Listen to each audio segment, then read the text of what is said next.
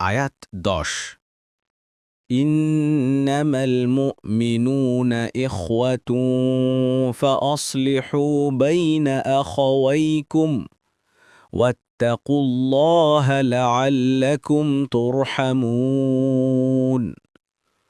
অনুবাদ: মুমিনগণ তো পরস্পর ভাই ভাই, কাজেই তোমরা তোমাদের ভাইদের মধ্যে আপোষ মীমাংসা করে দাও আর আল্লাহর তাকওয়া অবলম্বন করো, যাতে তোমরা অনুগ্রহপ্রাপ্ত হও।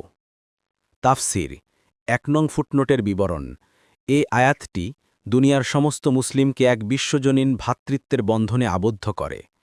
দুনিয়ার অন্য কোনো আদর্শ বা মতপথের অনুসারীদের মধ্যে এমন কোনো ভ্রাতৃত্ব বন্ধন পাওয়া যায় না যা মুসলিমদের মধ্যে পাওয়া যায়। এটাও এ আয়াতের বরকতে সাধিত হয়েছে। এ নির্দেশের দাবি ও গুরুত্বসমূহ কি, বহুসংখ্যক হাদিস রাসূলুল্লাহ সাল্লাল্লাহু আলাইহি ওয়াসাল্লাম তা বর্ণনা করেছেন। ওইসব হাদিসের আলোকে এ আয়াতের আসল লক্ষ্য ও উদ্দেশ্য বোধগম্য হতে পারে। জারির ইবনে আবদুল্লাহ বলেন, রাসূলুল্লাহ সাল্লাল্লাহু আলাইহি ওয়াসাল্লাম আমার থেকে 3টি বিষয়ে বায়াত নিয়েছেন। 1. সালাত কায়েম করব, 2. যাকাত আদায় করতে থাকব, 3. প্রত্যেক মুসলমানের কল্যাণ কামনা করব। বুখারী শরীফ। অন্য হাদিসে রাসূলুল্লাহ সাল্লাল্লাহু আলাইহি ওয়াসাল্লাম বলেছেন, মুসলিমকে গালি দেয়া ফাসেকি এবং তার সাথে লড়াই করা কুফুরি। বুখারী ও মুসলিম। অপর হাদিসে রাসূলুল্লাহ সাল্লাল্লাহু আলাইহি ওয়াসাল্লাম বলেছেন, প্রত্যেক মুসলমানের জন্য অপর মুসলমানের জান, মাল ও ইজ্জত হারাম। মুসলিম 2564, কিতাবুল বীর ওয়াস সিলাহ। তিরমিজি 1927। নবী সাল্লাল্লাহু আলাইহি ওয়াসাল্লাম আরও বলেছেন, এক মুসলিম আরেক মুসলমানের ভাই, সে তার উপরে জুলুম করে না, তাকে সহযোগিতা করা পরিত্যাগ করে না এবং তাকে লাঞ্ছিত ও হেয় করে না। কোনো ব্যক্তির জন্য তার কোনো মুসলিম ভাইকে হেয় ও ক্ষুদ্র জ্ঞান করার মতো অপকর্ম আর নাই। মুসনাদে আহমাদ। রসুল সাল্লাল্লাহু আলাইহি ওয়াসাল্লাম আরও বলেন, ঈমানদারদের সাথে একজন ঈমানদারের সম্পর্ক ঠিক তেমন যেমন দেহের সাথে মাথার সম্পর্ক। সেই ঈমানদারদের প্রতিটি দুঃখ কষ্ট ঠিক অনুভব করে যেমন মাথা দেহের প্রতিটি অংশের ব্যথা অনুভব করে। মুসনাদে আহমাদ 5/340।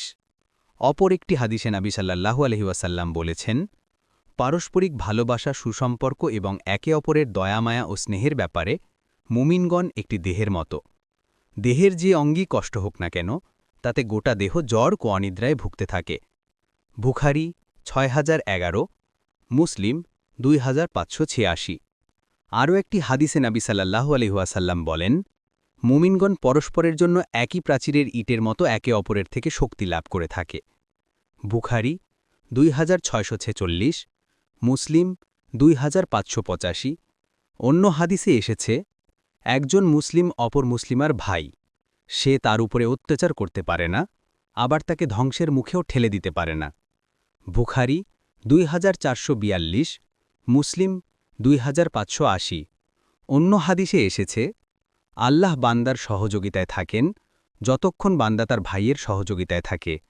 মুসলিম 2699।